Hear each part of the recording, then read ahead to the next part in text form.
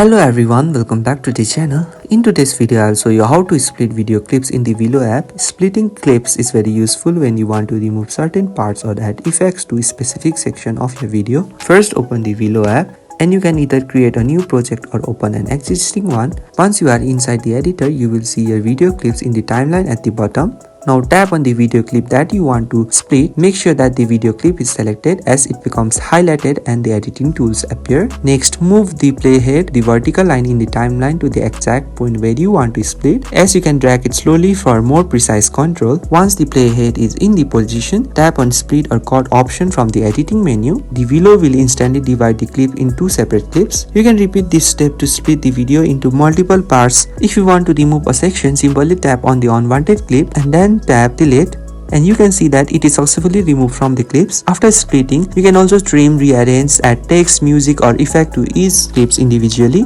And when you are done with the editing, tap done. That's how you have successfully learned how to split video clips in VLLO. So if you find this video helpful, please do not forget to like and subscribe to the channel. Thank you for watching and I will see you in the next video.